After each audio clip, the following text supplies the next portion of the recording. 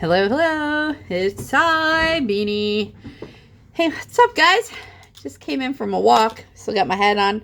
My face is red. It's chilly out there today. I got to bring my plants in. My plants, if I have killed some of my plants, I'm gonna be pissed at myself. It was so warm last week, and it said it was only gonna dip down cold for like 2 nights. I'm like, oh, I'm gonna leave it because next week it's going back into this, mid to high 70s. That's plenty of sunshine for my plants. No, man, it's cold. It's like in the 30s. I'm worried for my Hoyas because I've had them out there growing. I don't know. Anyhow, how are you guys? I got so much to talk about. Let me hydrate. This is my new. I have so many of these. Are you guys like me where you buy a lot of certain things because you haven't found the right one? So I have 100 of these like Contigos, and I have a Yeti somewhere. I don't know. Walmart had these ones. This is my favorite color. Well, not this color, but this is kind of, it doesn't look right because of the light, but it's more like a soft mint green. Walmart had these marked down from like $15 to $5. So far, I like this one. It holds 24 ounces. I drink 6.5 of these a day. I drink 1 gallon plus 30 ounces of water daily. When you're big, okay, you have to hydrate more. I think they say take your body weight and cut it in half. No, is that right? I don't know. I drink 1 gallon plus 30 ounces. Or I try to. Sometimes I can't get the 30 ounces in. I'm trying, but it's fucking hard. But I do the gallon a day. I start my mornings off, like as soon as I get up, literally, I call it chug-a-lugging. I'm like, oh, I got to chug-a-lug. I chug-a-lug a full one. Because your body was sleeping and has been cleaning itself all night. You got to drink. You have to drink, guys. So it can get rid of all the shit that it's been, fixing overnight. And your coffee don't count. Coffee's extra. That's a bonus. You have to chug-a-lug. All right. So today I thought we would talk about some of the things as a fat person that I'm looking forward to saying goodbye to as the weight comes off and as my mobility becomes better and as I feel better,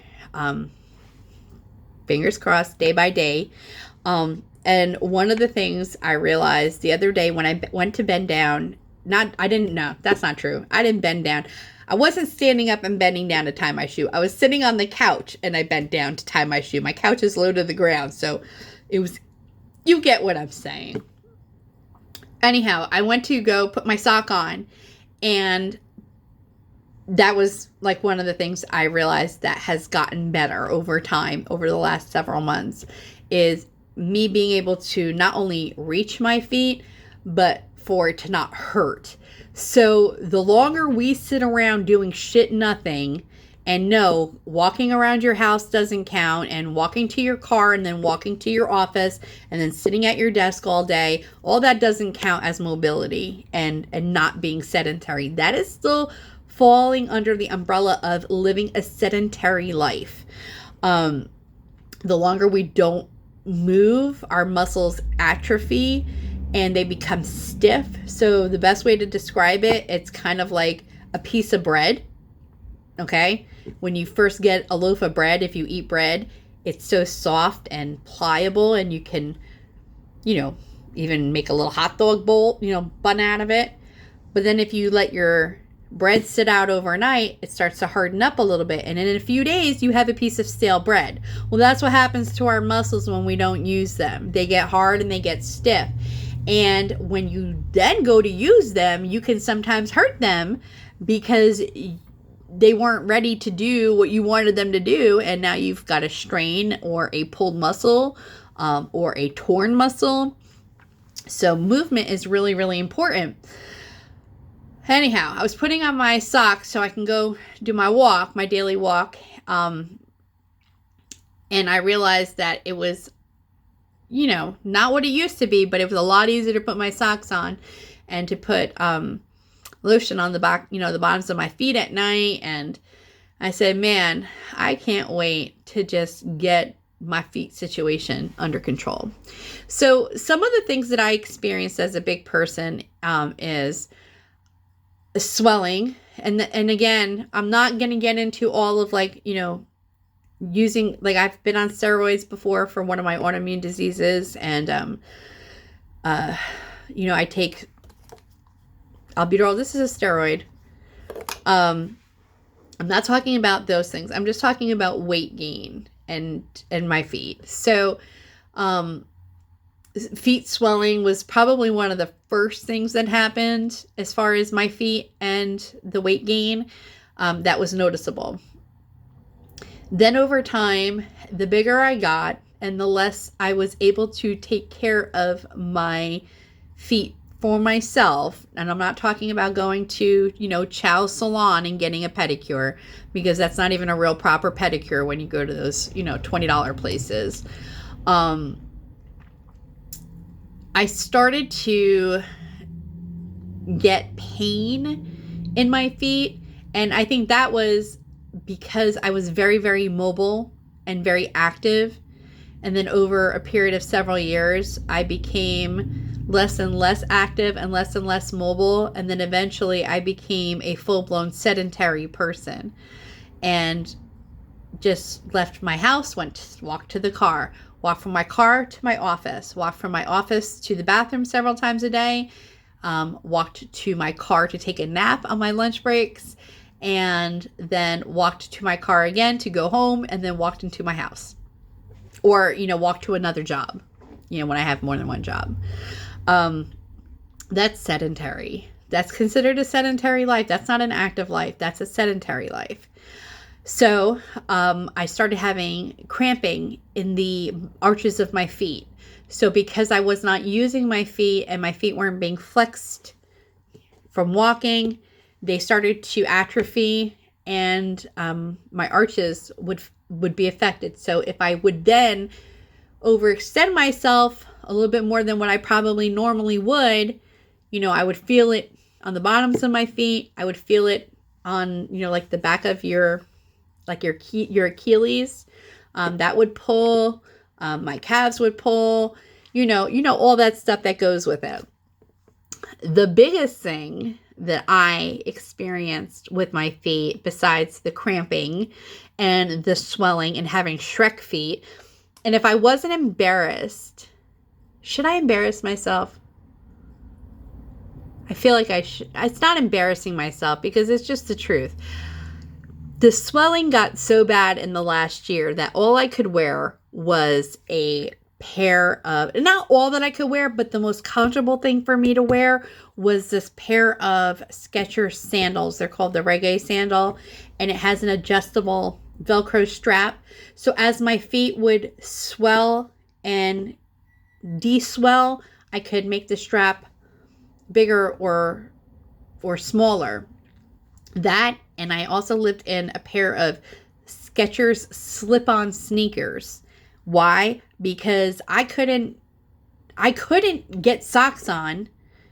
I shouldn't say I couldn't. I could. It was very, very hard. I was like a little fucking pterodactyl, and my whole body atrophied from no movement. So it was hard to put on socks. Forget putting on sneakers that you could tie up. But go in my closet. You know how many pairs of brand new Nikes I have? No shit. I should go take you guys in there and show you. Sperry topsiders. And I got rid of a bunch of shoes last year because I just knew I could never wear them again. They were all heels. And I'm like, there's no way in hell I can wear a heel. As wide as my foot got, my foot went from an 8.5 to a 9. That's how much weight I put on. My poor little body was like, Beanie, what? What else do you want from me, lady? I'm stretching everywhere. The biggest problem, besides all that nonsense, and let's talk about that real quick too. When you're big, how you break your shoes down because you don't properly pronate. So when you walk, your foot will either underpronate or overpronate. meaning how you step. Does your foot roll in or does your foot roll out? Well, when you're bigger, if you watch fat people walk, most fat people will overpronate. So they step and their feet roll out. So how you're walking is going to break down your shoes. I've had sandals where, like, I've had like the faux Birkenstocks, and within 2 or 3 months of having them over a summer, the whole cork heel just split in the same spot on both sides of the shoe. Why? Because that's where my fat ass feet were landing and they were rolling out. The Skechers slide-on sneakers that I had, they would only last a few months because between my foot swelling and contracting, it would stretch out that mesh fabric. I would totally break down the, what do they call it? That squishy shit. What is that? Microfoam? What is that? Not microfoam. It's foam. What is it, you guys? They call it something foam. Microfoam? I don't know. It's the foam that they put in your shoes. So the insoles. I would break down the insoles. And there was one time that I wore a pair of those Skechers, and I wore them as my primary pair of shoes, and so much so that the inside of the insole broke down to the not the plastic, but the rubber of the actual shoe. Like, you tear up shit as a big person. You tear shit up. You stretch out your clothes. You stretch out your socks. You stretch out your panties. You stretch out everything, including your shoes. So shoes was a big thing. But then I started developing something called heel fissures, which before, as a young person, I used to be very critical about people's feet. Like, I used to see big people with dry, cracked heels and their skin split. And I always used to say, oh, you could put a quarter in that. You could stick a quarter in that slot. Well, yeah. And then 20 years later, I became one of those big fat people and I developed heel fissures. And let me tell you something. If you've never had a heel fissure, thank you, Jesus, that you haven't. It is so painful. And if you get more than one heel fissure on one foot, forget it. And then God forbid you get it on both, even worse. And so what heel fissures are, and it's not always just at the heel. You can get heel fissures. Now, we're going to use my fat hands as an example of feet, okay? So if this is your foot, you can get heel fissures here on your heel. Because remember, when you're walking, that's where a lot of the weight is going. You can also get side fissures here if you happen to be a overpronator and you have wide feet that have gained weight, and when you're walking, you're rolling out. You can also get fissures here where your toes are and in between your toes. Listen, your toes can get fat and juicy, just like my hands never used to look this big, you guys. I used to have such pretty hands and such long looking fingers. And now they're just, look at this. Look at this shit. Fat. That's all it is. And listen, don't be a Nancy. They say stop saying the word fat. It's fucking fat. That's the name for what all this gelatinous muck is. It's called fat, guys. So, what happens with a heel fissure? If you have a buildup of skin on your feet that has not been taken care of, so either sloughing it off yourself in the bathroom using a pumice. You can use a pumice stone. You can don't use those cheese graters. That's no. I have a great scraper. I should go grab it and show you. If you're not taking that skin off and moisturizing every day, you got to moisturize. A lot of big people have drier skin, and that's normally because we're not hydrating ourselves the way that we should. And as our skin is stretching, it's losing moisture faster. So that's another thing, you guys. If you're a biggins, you have to slather, okay? Hold on. As a matter of fact, let me grab something real quick. Okay, so I just wanted to grab one of these. I've got a bunch of these. You can get them on Amazon. If I cared enough, I'd put a link. You guys will find it. This came in a 2-pack. It's got a softer side and then the big Mama Jamma. These are great. Now I also get not the actual pumice stone, but the faux pumice stone. You can get them at Dollar Tree. Those do work good. But see, the fatter I got, the harder it was for me to reach my feet. So I needed something with a handle. And I went through a lot where I would break them because of, having to reach down there and they just weren't made well. These here are made extra well. This is a rose gold and it came with a black one. And I also have this one. This one I haven't used that much yet, but it's also equally good. So it's got a pumice stone on the outside. This also came from Amazon, and it's got some Korean writing on it, and it says F3 Systems. This pumice stone is no joke. And then it has this thing. How do you do this? Oh, here. Boop. And then you can take it off, and it's got this little baby one. I don't know what that's good for. Little people feet? I don't know. But I just leave it on there. Okay, so you need to be slathering. So I developed heel fissures. The first time I got a heel fissure, I felt it, and it felt like a paper cut on the back of my foot. But see, once it starts to split, it just keeps going, and they can get bad, and they can get infected if you don't take care of it. And if you're diabetic or pre-diabetic or type 2 diabetic, heel fissures can be potentially very, very dangerous. As any of you that are diabetic or on your verge to being diabetic because you're a fatty, heel fissures are not what we want. So the first couple of times I got heel fissures, I didn't do anything with it. I just kind of dealt with it until it felt better, and then I moved on with my life. And then eventually, when I gained so much weight that I got substantially bad heel fissures, I finally went to the doctor and I said, this is what's happening. So my primary recommended that I use something called New Skin, which are like bandages that are meant to cover your skin and keep it moist and protected, because it's very important that that skin stays moist. But if you're okay, now remember, I'm on my own. So there's nobody in my house that I could say, hey, can you come put this lotion on my feet? Hey, can you come put this Band-Aid on my feet?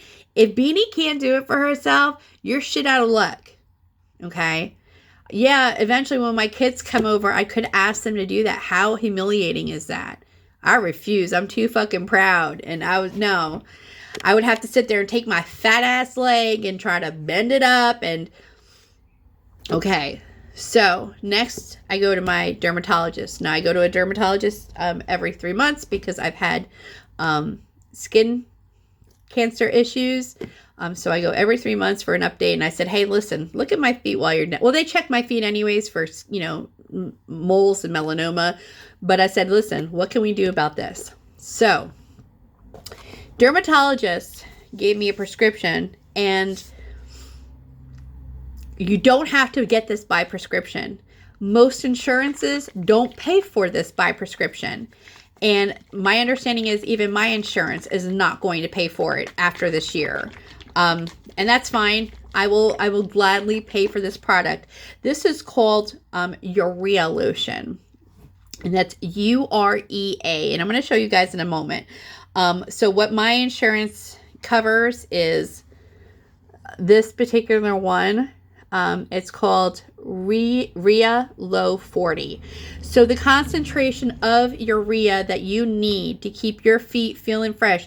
And if you don't have heel fissures, guys, there's no reason for you to still not use this. If you get dry, ashy skin anywhere, your elbows, your knees, your tootsies, wherever you get ashy, and I get ashy a lot of places, urea lotion is a lifesaver.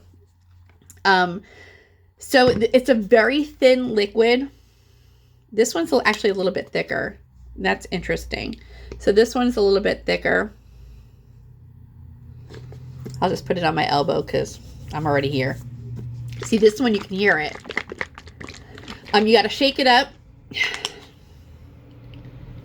This one's a little bit more liquidy. You see that versus this one? You basically always want to apply this to I put it on my elbow, but that's just because you want to apply it out of the shower basically. So what I started having to do is when I'm in a shower, kind of let the water build up at the bottom of the shower so my feet can soak, so I can scrub my feet to get the dead skin off. And then when I get out of the shower, I have to towel dry my feet and apply the urea. You have to let urea dry. Okay. When it dries, it will make a white cast. So don't put that shit on your face, because unless you want to look like Casper. Once it's dried and you have that white cast, you need to follow it up with something that's emollient. And what that does is it locks in the urea as well as moisturize your skin. If you keep your skin supple, your likelihood of cutting back on the dry skin that can become fissure or just dry skin in general will subside. I have Vaseline, which is the cheap option. You know, just go to the Dollar Tree and get some Vaseline. I have like 3 pairs of socks that are my like nighttime socks. So once I slather my feet up, those are the socks that I use. They have to be cotton. Don't put no polyester socks on your feet, guys. Okay? Polyester does not breathe. If you got funky feet, stinky feet, if you have lotion on your feet, you have to wear 100% cotton socks. Don't wear no polyester. The other that I use is, this is called Aveeno Cracked Skin Relief Cica Balm. And this is this is thick. A little goes a long way. These tubs, I know you might see it and you think that it's costly. I think at Walmart it's like maybe $8 or so. I've got mine for $5 at Ollie's and I stocked up, but a little goes a long way. This tub will last you. It'll last you. And I'm talking doing it every night. The other that I use as the emollient over the urea is, can you see it? Oh. African shea butter. Let me rub this in. So this is the white, this is actually just new. I just picked it up this weekend. I normally get the yellow one. They had the white one, so I picked that up. You can pick up 100% shea butter anywhere. You can get it at Walmart. You can get it at TJ Maxx, Marshalls, you know, any of those places, and it's relatively inexpensive. It will always be a solid like coconut oil. It doesn't clog your pores, but it's extremely emollient, and it's going to help keep your skin moisturized and supple. And if you're a big person, you know that we have those struggles, so it's important to stay up with it. The other is urea gel. I'm going to be honest with you. I had faster results using urea gel than I did with the urea lotion. And that just could have been the state of the condition of my feet. This is 42% urea, and I get this from my podiatrist. I have not been able to find a comparable 42% urea that has, see, this one also has salicylic acid in it, and I think that's why it helped more than what it, maybe just the urea by itself. This is 42% urea with salicylic acid, which is an exfoliator. It's the same principle. It's just a jelly. You put it on your freshly moistened feet or any area that you have severely dry, cracking skin. Again, elbows, knees, in between your toes. Big people, you know what I'm talking about, in between the toes. Let it dry. So do this shit at night, right? Like right when you're getting ready to watch your TV or go on your phone and you know, watch YouTube videos. That's when you want to do this. So you have your feet up and you have relaxing. Per my podiatrist and my dermo, if you're a biggins, no open back shoes. No flip-flops, no sandals, no Crocs, because that will allow the heel to splay, which means spread out, And if you are prone to dry, cracked skin and you want to prevent fissures, the best is for you to keep closed shoes on. I can now wear proper sneakers, so I wear sneakers every single day. I have, ones that I switch them out so I don't wear the same ones and they get funky. But yeah, closed back shoes are a must. The other no-no from my podiatrist and my dermo are these. These are, and it's going to be backwards, guys, but these are exfoliating foot masks. Otherwise known, like when they were really hot, they were known as baby feet masks. And you can get these on Amazon. You can get them at TJ Maxx, Marshalls, any of those places that have like these beauty sections. And they work. Like, if you want to peel your skin off your feet, if you're really... I did use them because I thought if I could get all the skin off my feet and give me something fresh to start from, it would help heal the fissures. It helped the first time I did it. But then I noticed that my texture of my skin, as the skin came off, it was just never the same. I have a ton of these now that I should probably just donate them, because my dermo and my podiatrist... Hold on, guys. Sorry, guys. Work call. Okay. Yeah, so I should probably donate these. If you guys... And this is going by my skin and my skin texture, but my like I said, both my dermo and my podiatrist said that these are not good for you. If you want to give one a shot just to get the major stuff off your feet, give it a go. It's gross. What I found is soaking your feet for 2 hours. So making sure, especially if you have a lot of dead skin on your feet, if you don't go to get, pedicures and you're not able to do self-care on yourself, you have to soak your feet a while because you got to get that skin really soft so this can penetrate. And when, and you have to follow the directions as far as the follow-up, which is you should be soaking your feet like every day or so to keep them moist and slathering them with lotion so the skin exfoliates. But yeah, these do work. If you've ever tried them and they didn't work, maybe you did something wrong. I don't know. They do work. However, my dermatologist and my podiatrist do not recommend using these. They did recommend getting pedicures. I just don't think that they do a good job at the places to do pedicures. But I had to, short term, just enough to keep the calluses at bay until I could reach my feet comfortably and do my feet again myself.